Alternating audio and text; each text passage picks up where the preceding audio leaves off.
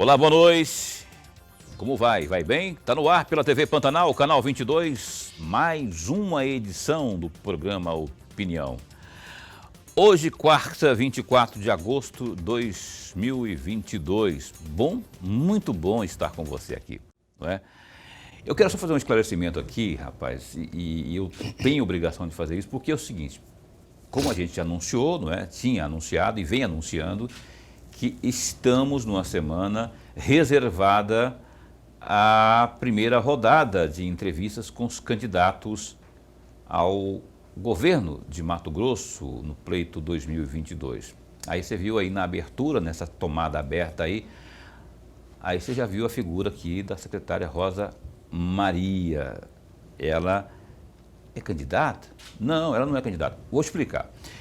Estava previsto para hoje, conforme sorteio, junto à assessoria e tudo mais, tudo certinho, não é? O governador candidato à reeleição, Mauro Mendes, que comunicou, não é, por meio de sua assessoria, que não poderia vir devido a um outro evento, um outro compromisso também muito importante. E, aliás, hoje eu falei com o governador também por telefone, no início da tarde, ele estava, inclusive, dentro do avião, rumo a Brasília, ele e o secretário da Casa Civil, Rogério Galo. E, em função desse evento, desse compromisso importante, aí, da alçada do governo, não é?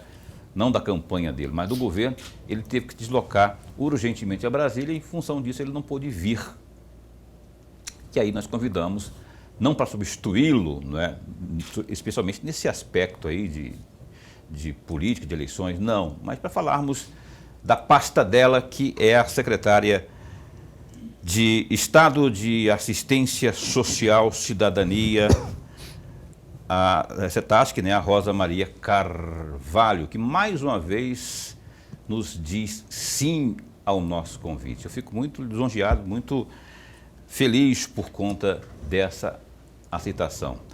E ela vai falar conosco sobre os trabalhos que vêm sendo desenvolvidos pela CETASC, que é a pasta que ela vem comandando lá, sob, né, o olhar assim bem atento da dona Virgínia, que fica ali só pageando, vendo as coisas e tudo mais, e vai lá, dá um toque, às vezes um puxão de orelha, mas dona Virgínia, a primeira dama, que comanda tudo isso aí. Se eu estiver falando besteira, daqui a pouquinho a secretária me corrige.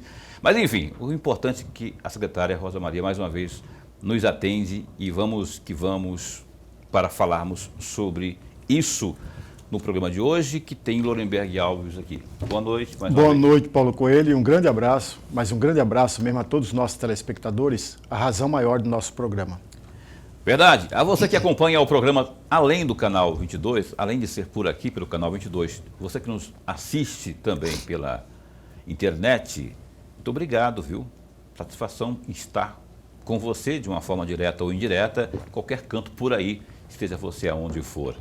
www.gazeta digital, por onde estamos sendo transmitidos também, e também pela página no Facebook da TV Pantanal. Muito obrigado de coração, viu? Olha só, a secretária Rosa Maria, eu falei alguma bobagem aí, quando eu falei que a dona Virgínia, porque eu conheço o trabalho dela desde quando era a primeira-dama de Cuiabá, né? Acompanhando assim as ações sociais e dando os pitacos, assim, sempre com um olhar muito de quem está de fora, mas observando, mesmo coisa que estivesse dentro, né? Ela continua fazendo isso, né? Com toda certeza. Boa noite, aliás, primeiramente. Boa noite, Paulo, boa noite, professor Lorenberg. É sempre um prazer estar aqui, mas você não falou nenhuma besteira. A nossa primeira-dama acompanha de corpo e coração a assistência social, porque este sempre foi o lado que ela gostou de trabalhar, sempre foi o que ela gostou de fazer. E ela realmente está sempre dando uma opinião, fazendo uma cobrança, dando um puxão de orelha. Ela quer sempre que as coisas saiam da melhor forma possível.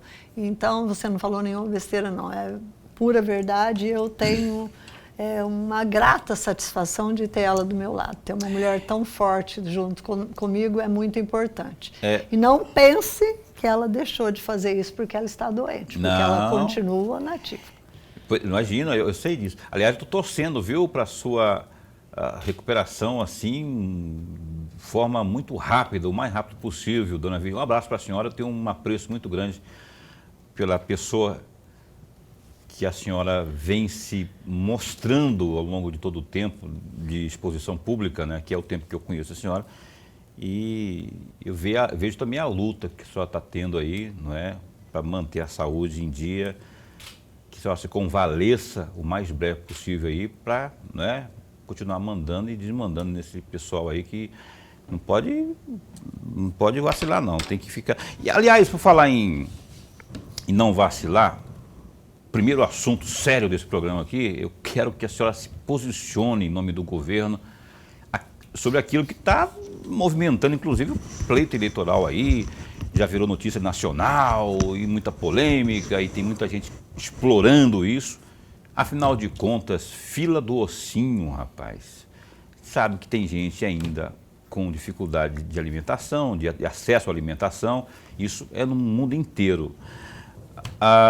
Como que a senhora se coloca enquanto secretária diante dessa exploração do assunto, não é? Da chamada fila do ossinho, que está sendo pintado por muita gente aí, explorado de forma pejorativa?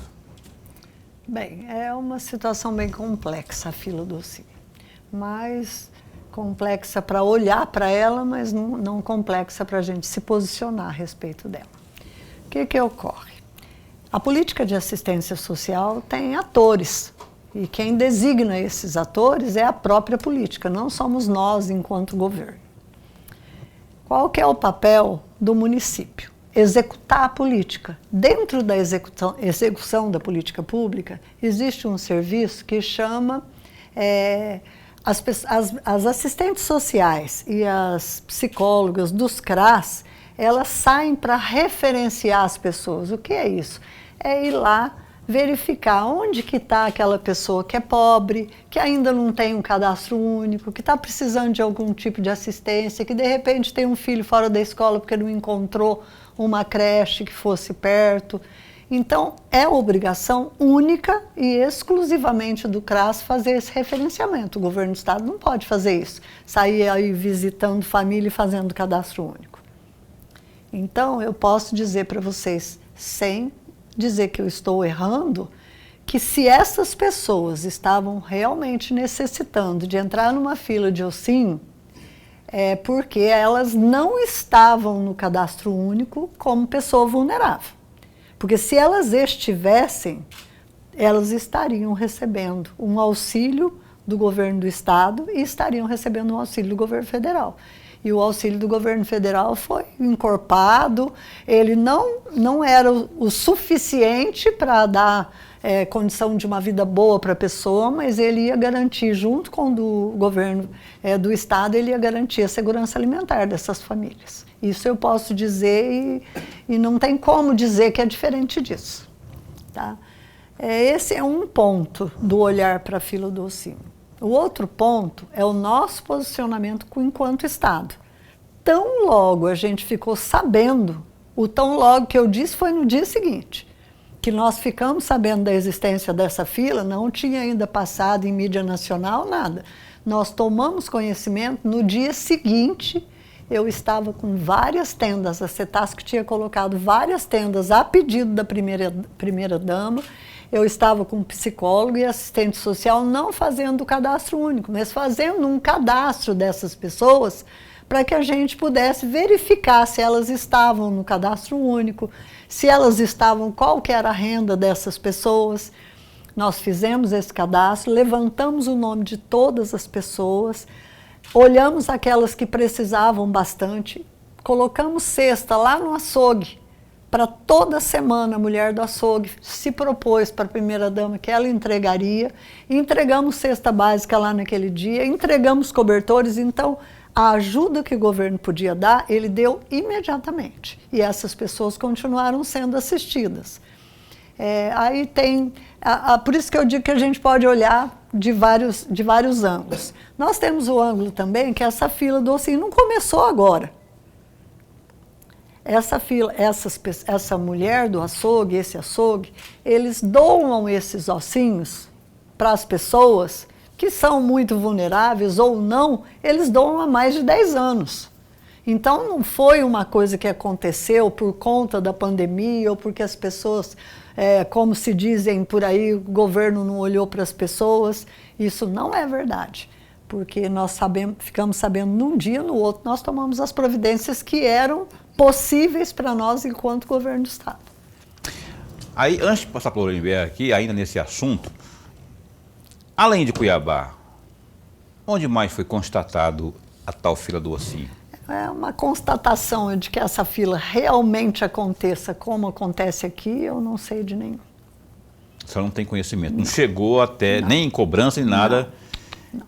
Seria uma exclusividade da capital. E aí só está dizendo que, devido a ser uma política pertinente aos CRAs... Sim, porque primeiro você não trabalha no CRAS só com as pessoas que estão lá todo dia, porque nós temos um grupo de pessoas carentes que estão todo dia no CRAS, eles estão lá para falar que não tem comida, que precisa de leite para criança que não tem, para falar que precisa de um psicólogo, que o filho está mal na escola. Tem aqueles clientes do CRAS, vamos dizer assim, e tem aqueles que dentro da assistência social são chamados de invisíveis, que você não sabe que existe. Porque se você não referenciar essa pessoa, você não tem como saber que ela existe. Tem como eu saber que lá no pé da 90 tem uma pessoa fulana de tal que está passando fome, que está com um monte de filho dentro de casa passando fome. E quem referencia é o CRAS, porque ele faz uma coisa que chama busca ativa, que é um dos serviços que é de obrigação do CRAS. A busca ativa é exatamente isso, você ir buscar quem são as pessoas que ainda não têm um cadastro único, que ainda não foram referenciadas no CRAS para poder ser atendido. Olha, aliás, a propósito, vou deixar só um registro aqui, que esse assunto está sendo abordado aqui com a secretária da parte do governo do Estado. A gente já fez o convite também para que o município se manifeste, o município de Cuiabá, não é?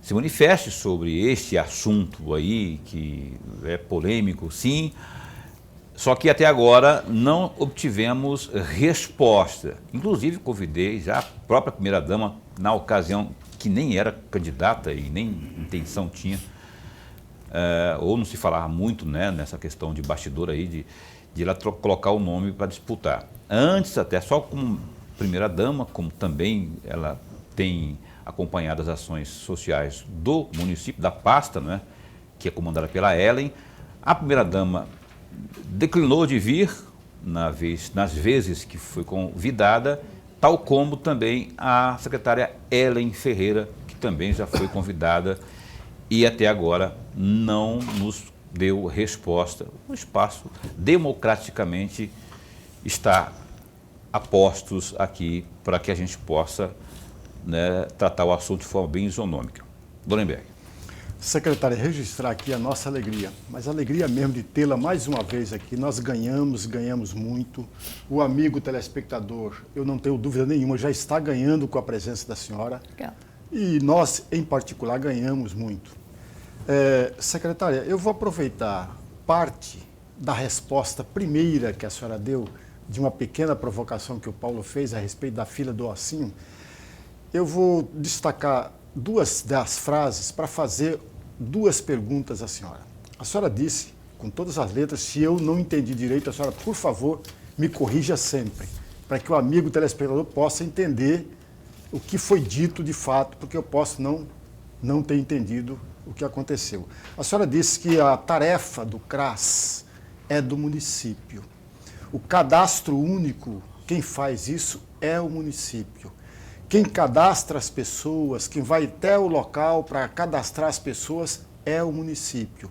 Que uma vez cadastrado, vai para a União para receber, por exemplo, o Auxílio Família. O Auxílio Brasil, desculpa. O Auxílio Brasil. Mas a senhora também disse que um dia depois de ter conhecimento sobre a chamada fila do ossinho, a senhora imediatamente, o governo imediatamente, se posicionou e foi fazer o cadastro dessas pessoas. E aí vem a minha primeira pergunta. Se a senhora se posicionou e o governo estadual se posicionou e se prontificou a fazer o cadastro dessas pessoas, por que não esse trabalho feito com a Prefeitura de Cuiabá?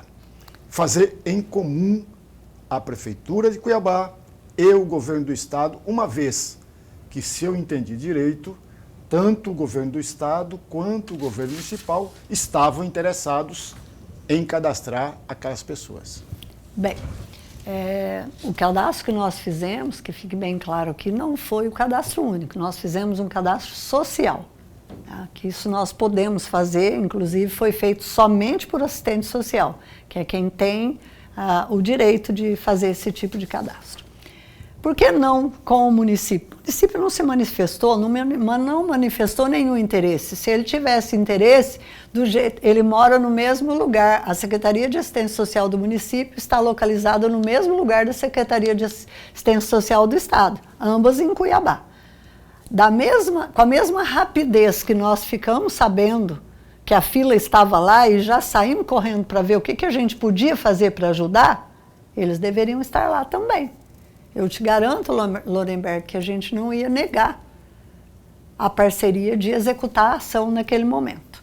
E eu digo para você uma outra coisa também. Nós nunca, em nenhum momento, nesses 3 anos e 7 meses de governo, deixamos de cumprir qualquer obrigação nossa com relação à Prefeitura de Cuiabá por qualquer tipo de problema que exista entre os governos do município e do Estado. Nós cumprimos, por ordem do governador, tudo aquilo que era da nossa responsabilidade. Foi pago o cofinanciamento, tanto o cofinanciamento que a gente paga para serviços, quanto o cofinanciamento que a gente paga para ações específicas do município, nós pagamos rigorosamente em dia. O primeiro cofinanciamento que foi pago no ano de 2020, a primeira parcela que foi paga no ano de 2020, nós fizemos uma portaria conjunta.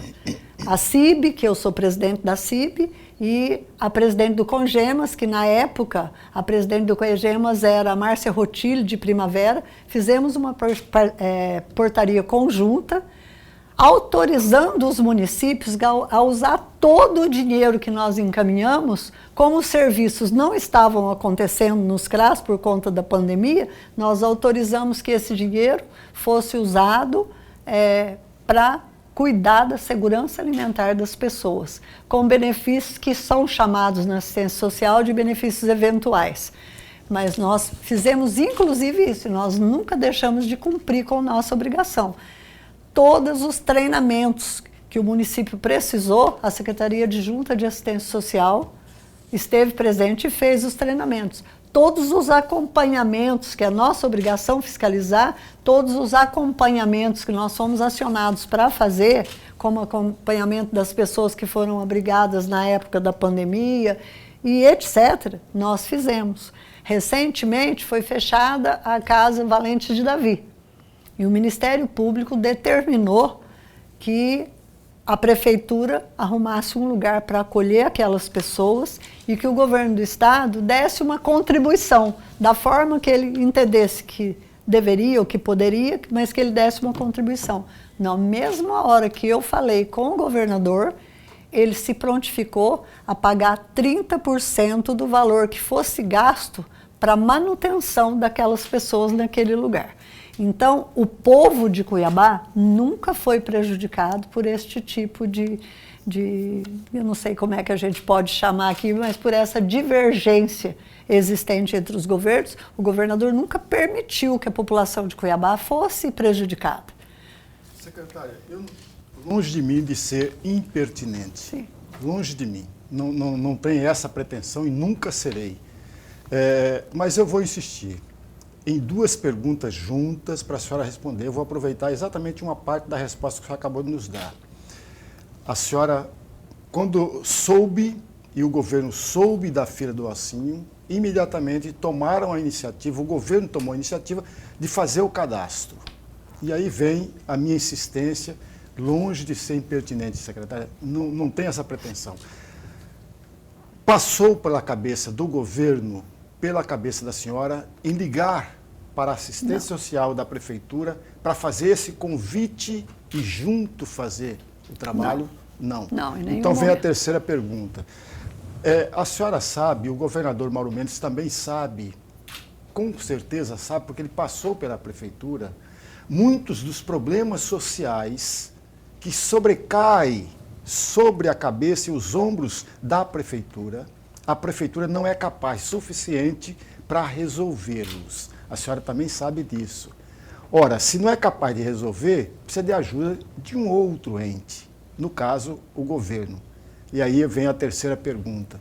Por que essa parceria com a capital e o governo não se dá para atacar os problemas sociais reinantes na capital, que são antigos? Sim, nós não tivemos em nenhum momento nenhuma ação conjunta com a prefeitura. E todo mundo sabe que existe uma grande divergência, a nossa primeira-dama sofre diversos ataques, a gente tem uma série de problemas que eu não preciso elencar aqui, porque é de conhecimento de toda a população. Então, nós não realizamos, eu sou muito franca com a minha fala, nós não realizamos ações conjuntas. Mas eu volto a afirmar que em nenhum momento o povo de Cuiabá ficou lesado por causa disso. Porque aquilo que não era possível a gente fazer junto, nós fomos e fizemos sozinhos. Nós entregamos aqui em Cuiabá uma quantidade de cestas básicas para essas entidades filantrópicas que estavam fechando as portas, que nunca houve na história do Mato Grosso. Nós atendemos, nós levamos cobertor, a população de rua, aqueles que não quiseram ser abrigados, porque o abrigamento é responsabilidade da prefeitura, mas aqueles que não quiseram ir ou que por algum motivo não foram abrigados, nós atendemos com tudo que eles precisavam. Desde a primeira semana de abril de 2020, que a gente distribui 200 marmitex. A gente leva o marmitex quentinho na mão do morador de rua, nos pontos onde nós sabemos que eles estão. Okay. No frio, a gente leva cobertor. Então, a população não ficou lesada por conta disso, isso eu posso garantir. Ok, vamos para o intervalo comercial. Aliás, essa questão aí, eu concordo com o Lorenberg sobre. O Lorenberg não opinou, só perguntou, né? Mas eu tenho, se me permite dar um pitacozinho aqui, bem sutil, que dois são mais do que um, né? Dois são, né? São mais do que um. Então, se um faz bem, dois podem fazer muito mais. O que eu quero dizer com isso? Que se houvesse, não é, o bom relacionamento, diálogo, enfim, trocando figurinhas ali, de forma muito somente institucional, aquilo que o governo já atende, que a secretária está garantindo que não virou as costas para a população de Cuiabá, poderia ser muito maior, porque imagino eu que a prefeitura, por meio de suas secretarias, enfim, conhece, tem um raio-x muito maior do município do que o governo, que é mais amplo, mais macro, não é? Então, se houvesse a soma das duas forças, tem maior certeza do mundo que o número de pessoas, especialmente aquelas que precisam do braço do Estado, quando eu falo Estado, eu falo governo municipal, governo estadual, governo federal, para que eles possam ter dias melhores. Então, eu imagino que essa união não faria mal algum, pelo contrário, e acho que essa falta da união, do diálogo, está fazendo uma falta aí para algum setor da nossa cuiabania aqui, do pessoal que realmente precisa. É só uma opinião minha. Eu queria falar uma coisinha. Só falar uma coisinha em 40 segundos que eu tenho que ir para o intervalo comercial. O que ocorre? Esta não é, a gente precisa lembrar, e o professor Lorenberg tem uma cabeça fantástica aí para a história, ele vai saber melhor que eu, mas essa não é a primeira vez que não existe essa parceria intensa entre o governo municipal e o governo estadual, né? E com relação às entregas, em todos os governos passados, elas não foram feitas junto com a prefeitura. Elas sempre foram feitas pelo governo, porque é o único lugar, como ele está sediado aqui, é o único momento que ele tem condição de fazer uma entrega social. O resto ele passa para outras pessoas fazer por ele. Entendi. Aí, portanto, bom esse assunto, né? Bom de conversar aqui, o Lorenberg não perde tempo, bota o dedo na ferida. Eu já venho também na sequência, né? Perguntar não ofende, né? E é bom a gente perguntar e trazer a informação diretamente da fonte, nem deve ficar especulando, aí eu acho, tá aqui a mulher falando e já falou o recado dela, o governo está aí também colocando a sua estrutura em favor também dos cuiabanos. O programa Opinião dá um tempo só para o primeiro intervalo comercial desta noite e volta já já. Pois bem, cá estamos de volta com o programa Opinião. Programa Opinião nesta quarta-feira, 24 de agosto de 2022. Paulo Coelho, você não falou aí, junto com o Lorenberg, na chamada, que não sei o quê, que Mauro Mendes viria aí para falar, Mauro Mendes candidato ao governo. Pois é, a gente, como explicou no começo do programa de hoje, houve um comunicado da parte da assessoria do governador, do candidato à reeleição, né, apontando aí um contratempo, um compromisso mais importante do ponto de vista aí das pretensões aí do governo, não do candidato, né, que foi um agendamento lá em Brasília do governador. Por isso ele não esteve aqui, não é? A gente fez o convite a Rosa Maria, que é a secretária de Assistência Social, a responsável pela CETASC. A secretária Rosa Maria está aqui conosco, mais uma vez, de bate-pronto aceitou nosso convite, Rosa Maria Carvalho. A gente continua com ela já aqui, eu quero antes, porém, abrir espaço para o www.gazetadigital.com.br, rapaz.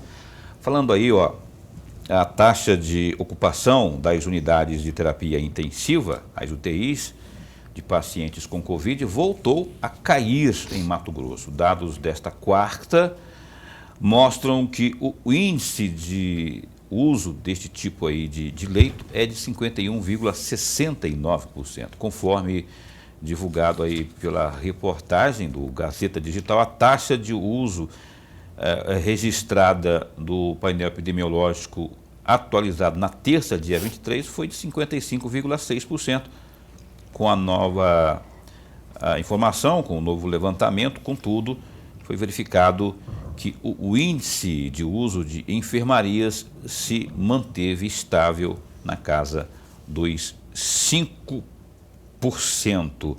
Só dizendo aí que 831.346, este é o número de contágios pela Covid, e desses números aí, 814.224 pessoas já estão recuperadas da Covid-19.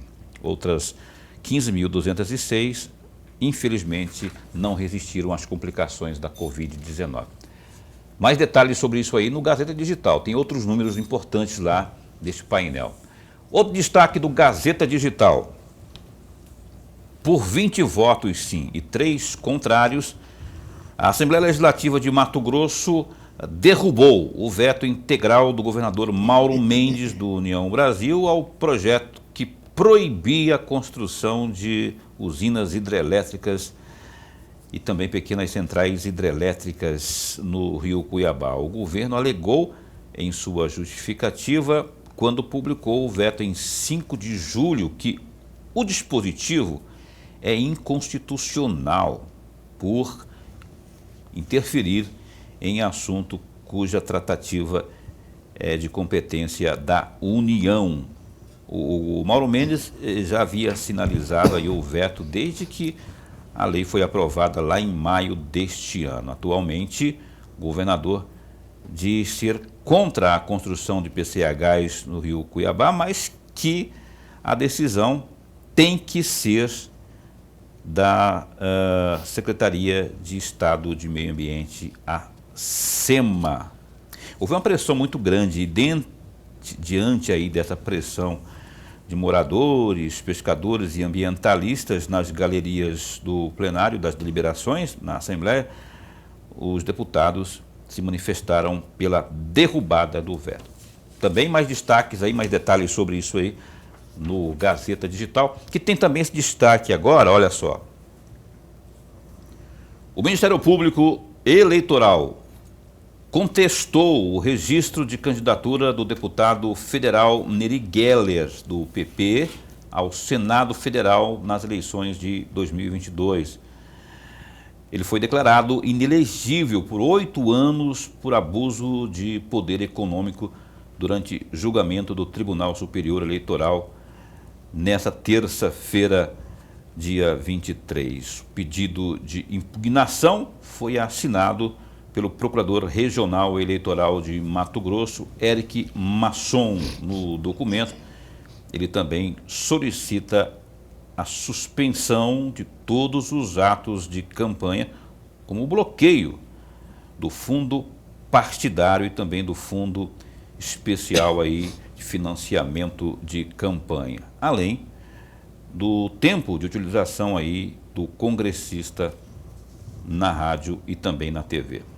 Abre aspas, considerando que a decisão proferida pelo colegiado do Tribunal Superior Eleitoral condenou o candidato por arrecadação e gastos ilícitos de recursos, ou seja, uma fonte vedada, o abuso do poder econômico, artigo 30A da Lei de Eleições, cassando seu diploma e tornando-o inelegível pelo prazo não exaurido de 8 anos, a contar da eleição de 2018, resta configurado óbice ao registro de candidatura, completa o Procurador Regional Eleitoral. Esse é outro assunto que está também em destaque aí no Gazeta Digital, www.gazetadigital.com.br. Que coisa, Lorenberg? Parece que cada vez mais o cinto aperta e o Nery, candidato, está cada vez mais asfixiado, quer dizer, não tem mais para onde recorrer do ponto de vista técnico, talvez tenha, jurídico, né, talvez tenha, mas como já dissemos aqui ontem, né, teve um juiz eleitoral aqui dando também a sua opinião, que agora é muito difícil obter êxito nisso aí. E com isso, como é que fica? O cenário, a gente comentou também sobre isso aqui ontem, baralhou tudo. Parece que essa, para o Ayrton Fagundes, concorrente direto do Nery, será a eleição dos sonhos, né? Porque aquele que estava fungando um cangote dele, agora não está mais no pleito, pelo menos tecnicamente. Paulo, você tem razão, porque o tempo é o maior inimigo, é o maior adversário do Nery, o tempo. Ele não tem tempo. Ele depende da publicação, do acórdão da decisão do Tribunal Superior Eleitoral para ele poder recorrer. Ele não pode recorrer agora, porque o acórdão não foi publicado. Só pode recorrer depois da publicação. Ele vai recorrer ao próprio Tribunal Superior Eleitoral ou ele vai recorrer ao Supremo Tribunal Federal. A meu juízo, o caminho mais curto e melhor e mais rápido seria direto no Supremo Tribunal Federal, pleiteando aí uma liminar para barrar a decisão do Tribunal Superior Eleitoral. E não é fácil, tarefa fácil não. Ele tem que apresentar uma justificativa que considera injusta a decisão unânime do Tribunal Superior Eleitoral. Por outro lado, veja, há um pedido do Ministério Público Federal para o TRE, se não o fez, mas fará, a respeito de impedir que o Nery continue com a campanha eleitoral. E aí vai ser outra briga aqui internamente. Será que o tribunal vai conceder esse pedido ao Ministério Público ou vai conceder ou vai permitir que o Nery continue em campanha?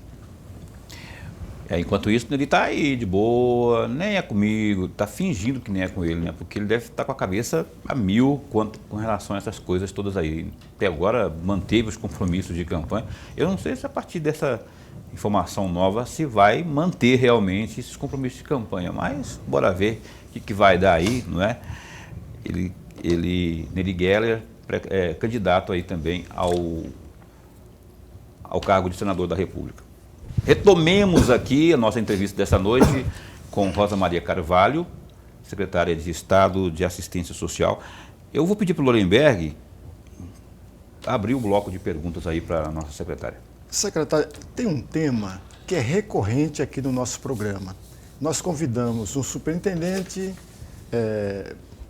ele vem e diz que o Mato Grosso tem um problema seríssimo, que é falta mão de obras qualificadas.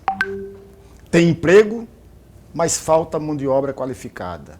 E mesmo assim, nós somos o segundo estado do país com menor índice percentual de desemprego. Primeiro parece-me que é Santa Catarina e depois o nosso estado. Por outro lado, já se tem também quase que a certeza de que quem é muito qualificado também não tem vaga, porque não tem emprego para muita qualificação. E quem não tem qualificação não arruma emprego. E aí eu venho a pergunta à senhora, provavelmente a senhora já deve ter refletido sobre isso, o governo deve estar batendo cabeça para encontrar uma solução a respeito, eu não tenho dúvida nenhuma disso. Mas o que fazer diante dessa situação, secretária? Se não tem qualificação e tem emprego. Ora, se não tem emprego, mais pessoas vão fazer fila para compor essas 105 mil famílias para receber aquele auxílio do Estado. E aí? O que fazer? Eu queria só emendar nessa pergunta aí, para a senhora também já falar, nesse bojo da resposta sua, secretária, sobre a capacitação técnica na área aí de assistência social para os municípios mato-grossenses. Bem, é o seguinte, com relação às vagas de emprego, elas existem no Estado. É um Estado que está... é um canteiro de obras do nosso Estado. Então, não tem desemprego formal. As pessoas que estão desempregadas são os informais, na maioria dos casos. São aqueles, eu costumo de vez em quando, eu pensei muito nisso quando começou a pandemia, mas de vez em quando eu ainda falo sobre esse assunto, porque eu não deixei de pensar sobre ele.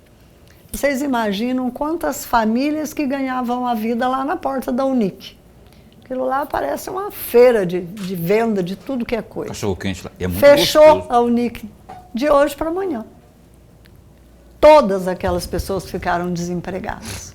Muitas delas venderam até aquilo que tinha, um carrinho, alguma coisa, para sobreviver. Porque eles ganhavam o pão de cada dia todos os dias, era pão de cada dia mesmo. Né? Eles não tinham uma compra de mês guardada lá no armário até que conseguisse alguma coisa. Pessoas que viveram um desalento tão grande que perderam, às vezes, a força para começar novamente e ficaram estagnados naquele tipo de vida que passaram a viver. Já existem aí vários estudos feitos e colocados de que nós estamos já vivendo uma nova pandemia, que é a pandemia da depressão. Muitas famílias ficaram deprimidas, porque é muito difícil você saber que você não pode trabalhar, que você precisa sustentar o seu filho, você vê o seu filho pedir, você não tem para dar. Outro problema, então são várias vertentes aí. Outro problema, a qualificação profissional exige escolaridade. Então eu falo sobre o público da assistência social, que eu chamo de meu povo. Que é a capacitação técnica que eu falei agora há pouco. Não, eles precisam ter escolaridade para fazer um curso de pedreiro, porque para fazer um curso de pedreiro precisa ter 7ª série. Quantas dessas pessoas que não têm a 7ª série? Entendeu? Então, daí a importância do trabalho conjugado, o incentivo para que a gente faça, não é para que a gente saia do problema não, porque este problema existe há décadas.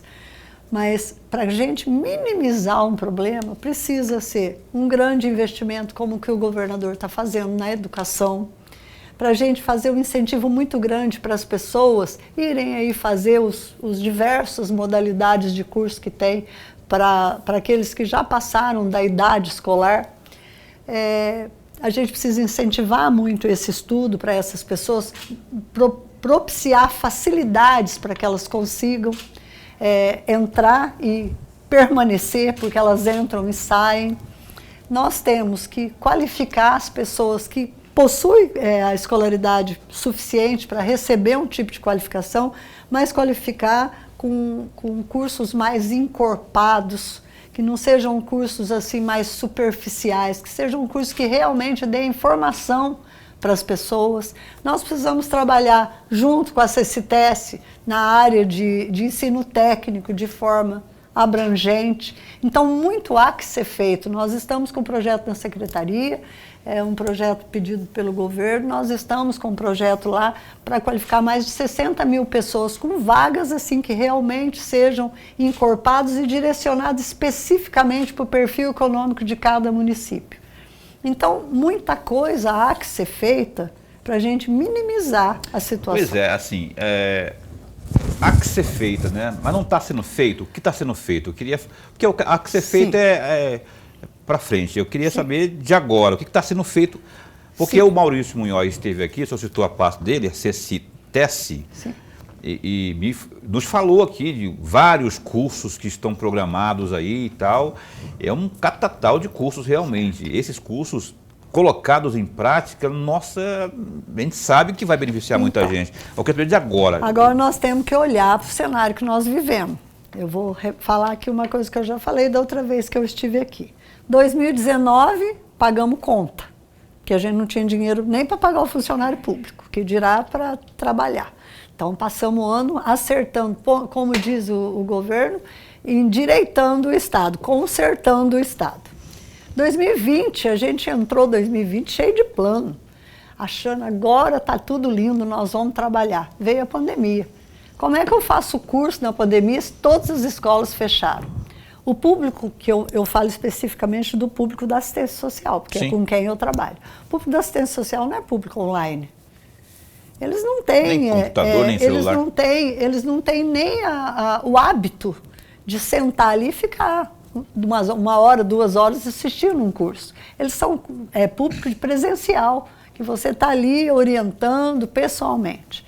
Nós não conseguimos fazer. Nós falamos, agora 2021 vai ser lindo. Janeiro de 2021 veio a nova cepa da pandemia. Nós tivemos um dia de, não sei se de janeiro ou de fevereiro de 2021, que morreu 127 pessoas num dia.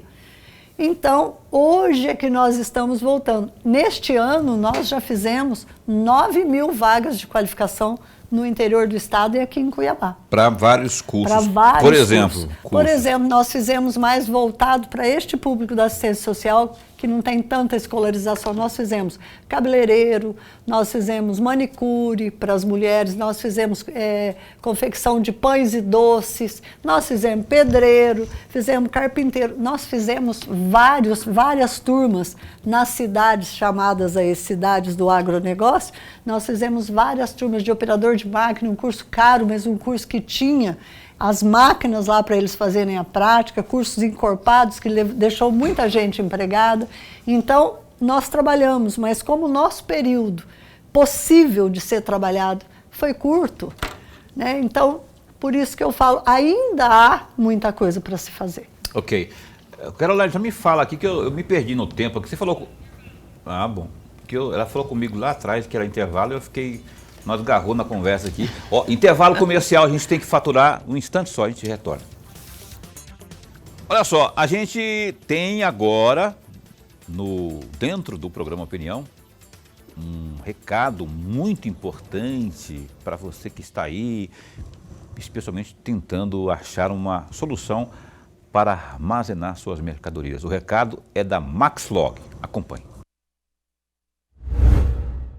Olha, o meu recado é para você que está buscando um local para armazenar e estocar as suas mercadorias. Eu apresento a você a Maxlog, uma empresa que está no mercado há 10 anos e possui uma infraestrutura completa e segurança 24 horas. Atualmente, a Maxlog conta com 3 unidades em Cuiabá e uma unidade em Goiânia. Sua infraestrutura de galpões possui 167 mil metros quadrados de pátio e 55 mil metros quadrados de área coberta. A Maxlog tem como diferencial a oferecer aos seus clientes os seguintes serviços: monitoramento 24 horas por dia, portaria, serviços de carga, descarga para cargas batidas e paletizadas, sistema de pesagem de balança, banheiros e restaurante. A Maxlog também oferece serviços temporários de carga e descarga e ainda armazenamento.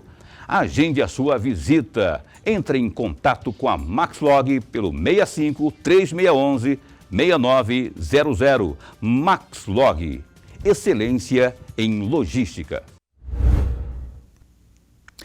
Então, continuemos aqui com o programa Opinião. Obrigado ao Max Log e aí o pessoal que está acompanhando também o programa nesta noite aqui. A gente está entrevistando Rosa Maria Carvalho, secretária de Estado aí de Assistência Social. E eu tô com fome, e quando eu falo de fome, eu estava lembrando aqui do tal do prato popular, rapaz. Secretário, eu estava vendo aqui que são muitos entregues e não sobrou nenhum não para trazer para a gente aqui não. São 600 por dia, não é? 600 por... Fala um pouco do prato popular, que é uma iniciativa do governo, do Estado, nessa gestão, que a senhora está acompanhando aí, está à frente desse projeto, que já é uma realidade aqui, não é? Sim. Bem, o prato popular é um... Primeiro, sua resposta, ela não trouxe nenhum mesmo, né? Nenhum. Então tá bom. O prato popular é um programa do governo que a gente tem uma satisfação muito grande na realização do dia a dia. Eu já te convidei para ir lá um dia almoçar, você não apareceu. É almoço, né? É almoço. Nós temos um número muito grande de pessoas, principalmente de idosos, que comem lá no prato popular. E quando entrou a pandemia, nós começamos a distribuir os marmitex para não fechar as portas, porque a gente sabia que ia deixar muita gente sem condição de se alimentar. Então, entrou a pandemia, a gente reinventou a nossa forma de atender e não atendemos mais dentro do restaurante, começamos a entregar as marmitas e ele custava R$ 1,75. E daí eu bati com o governador, vamos passar para R$ 1 o prato popular, é mais fácil da pessoa conseguir R$ 1. E a gente conseguiu. Baixou mesmo para R$ 1. Baixamos para R$ 1. E uma refeição feita, o cardápio feito por nutricionista, acompanhado direitinho, que alimenta aí um número grande de pessoas que eu tenho certeza que não teria, pelo menos não teriam aquela qualidade de alimentação se não fosse o prato popular. São aí 600 refeições diárias, em média, né? Tem dia que tem mais, tem dia que tem menos. Nós temos aí 200 marmitex que saem também do prato popular para entregar para os moradores de rua. Então, demos uma reformadinha no espaço para ele ficar um pouco melhor, apesar de lá ser um prédio. Fica onde exatamente ali? Ele fica literalmente do lado do antigo pronto-socorro. Aquela ProSol, não, como é que tinha uma assistência social ali? Tinha, ali mesmo. Ali mesmo, ali.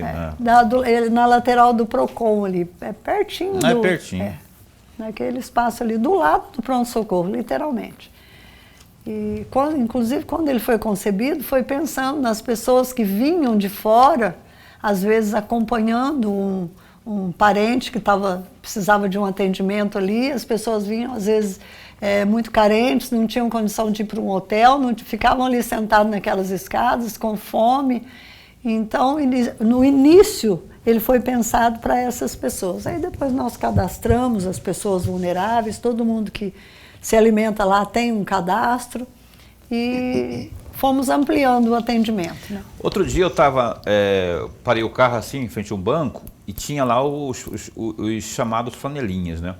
Só que teve uma situação em especial, é que ninguém tem estrela na testa, né? Assim, o rapaz chegou até dizendo que estava com fome, e era mais ou menos nesse horário, 11 horas da manhã, assim, e pedindo dinheiro, né? E aí eu falei, dinheiro eu não vou dar não, mas se você quiser comprar um lanche, alguma coisa, um almoço, uma marmita ali, eu compro para você.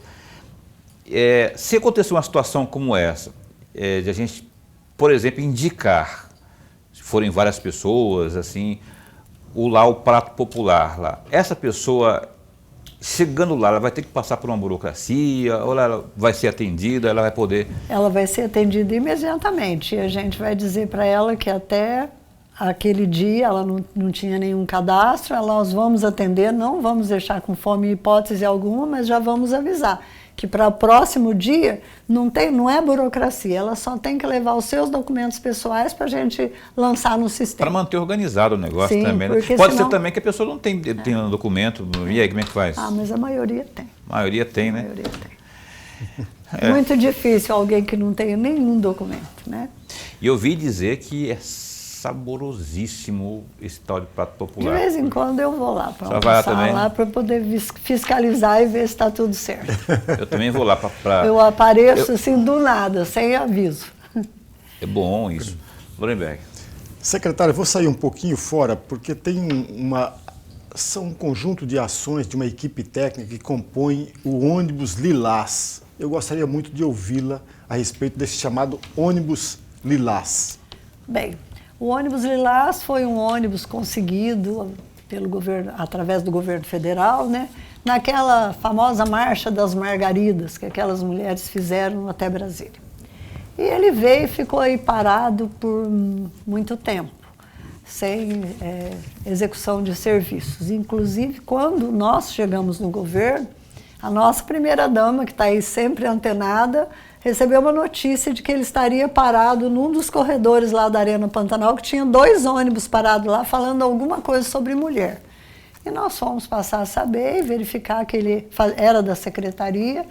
Levamos para a secretaria, ele estava assim, extremamente depredado, não tinha mais computador dentro, estava assim, tudo estragado. Fizemos uma reforma geral, pusemos computador novamente, consertamos os ares condicionados e demos início em 2019 com alguns municípios com atendimento. Aí veio a pandemia, parou o ônibus, né? Mas agora ele já voltou esse ano, de março até julho, nós atendemos 19 municípios. Nós já ultrapassamos 5.000 mulheres atendidas. O que esse ônibus faz? Ele atende preferencialmente as mulheres rurais, porque elas estão lá sem ter com quem falar.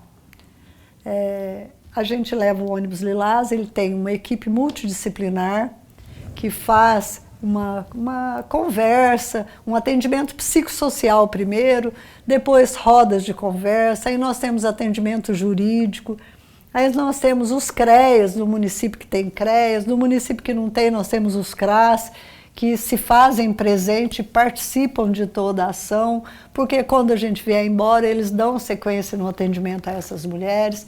Onde nós temos a Patrulha Maria da Penha, ela é de suma importância, tem feito um trabalho maravilhoso no Estado, todo esse trabalho falando sobre a violência doméstica. Porque muitas mulheres, professor Lorenberg, ainda não sabem que violência doméstica não é só você ser agredida fisicamente, que existem diversos tipos de violência e que todos eles são abomináveis e a gente não pode aceitar nenhum deles. Até porque se você aceita um, consequentemente os outros virão depois dele. Então nós damos esse conhecimento para as mulheres com palestra. Nós temos sentido assim que muita gente tem dado voz a sentimentos que deixou aí uma vida guardado, porque não tem nem com quem conversar. Então esse atendimento é dado, às vezes a mulher nem quer denunciar, porque ela tem medo, ou porque por N problemas, mas a partir daí que ela já conseguiu falar sobre o assunto, vai ficando mais fácil para a psicóloga do CRAS fazer um atendimento, ou do CREAS, do município que tem CREAS. Então, tem sido assim, muito importante. Agora, no mês de agosto, né, em alusão ao Agosto Lilás, né, que trabalha de forma mais intensa a violência contra a mulher, nós atendemos aí, vamos concluir o mês atendendo 9 municípios. Tem sido assim muito prazeroso para a gente saber que às vezes um serviço que não é uma coisa do outro mundo pode ajudar tanta gente, sabe? Quantas são as mulheres que têm agradecido e eu recebo muitos vídeos que elas gravam e às vezes mandam para mim, agradecendo a oportunidade que elas tiveram de falar com alguém a respeito das suas dores. Então, é um trabalho que a gente faz com carinho muito grande, através da nossa adjunta de direitos humanos. Eu quero encerrar o programa aqui, nós temos que encerrar o programa, na verdade. Secretária, 1 minuto e meio, por favor. Eu queria que a senhora dissesse, não é, em síntese, aquilo que de mais eloquente, de mais relevante essa gestão está entregando nesse limiar, nesse encerramento, na verdade, dos trabalhos do mandato atual, que a senhora está, inclusive, desde o começo nessa pasta aí. Fazer aquilo que mais importante, a gente não falou aqui, só queria, para suas considerações finais, só dissesse aí. Bem, terminando aí, já no 4º ano de governo, né, eu posso dizer para vocês que eu tive uma satisfação muito grande em estar todo esse tempo. Agradeço de todo o meu coração a parceria da primeira-dama, porque ela foi literalmente minha parceira durante todo esse período. E eu posso dizer que eu fico muito feliz de ver que o nosso governador, apesar dele ser uma pessoa assim, muito prática, né, ser um empresário, ele nos auxiliou olhando os investimentos que eram necessários não só para a construção de escola, de hospitais, de obra, mas investimento em gente. Porque essa gente que eu chamo de minha gente da assistência social, ela precisa ser olhada pelas 3 esferas de governo. E nós fizemos um trabalho muito intenso, né? Eu não gosto de elencar um mais importante do que o outro, porque eu acho assim, que o trabalho é importante para quem recebe. E aquela pessoa que recebeu, com certeza para ela ele foi mais importante, porque ela estava precisando dele. Mas nós temos aí 100 mil cartões de transferência de renda. Nós estamos aí aguardando a nossa primeira-dama ficar melhor para a gente inaugurar a unidade de Poconé, que é uma unidade de contraturno escolar que ficou muito bonita. Então nós temos um número muito grande de ações, mutirões de cidadania, mutirões que foram feitos em regiões indígenas que não tinham nem RG. Então foram muitas as nossas ações que eu poderia ficar aqui falando muito tempo. E a gente não Mas tem muito é gratidão que eu tenho aí encerrando o governo. Aliás, um abraço mais uma vez para a dona Virgínia Mendes aí, ó. Recupera logo, que vamos lá para Poconé, vamos viajar aí para entregar a obra para o povo. Melhoras, dona Virgínia Mendes aí, primeira-dama. Secretária, obrigado por ter vindo aqui. Esse espaço continua a posto para bem informar. Eu que agradeço. Agradeço você, Paulo. Agradeço o professor Lorenberg. É sempre um prazer estar aqui. Eu me sinto em casa. Ótimo. Um abraço para eu esqueci o nome dele. O Guilherme e a Josi, que a Josi é fotógrafa aqui. Essa eu conheço de longa data, né, Josi? Abraço ao pessoal da assessoria de comunicação aí, a Laís, minha amiga, secretária de comunicação também do governo do estado. Lorenberg, então. Até amanhã. Até amanhã a gente se encontra aqui ao vivo com o Carlos Alberto Arruda, presidente do DAE, Departamento de Água e Esgoto de Várzea Grande, ao vivo às 7h30 da noite. Não perca. Fica bem, fica com Deus também.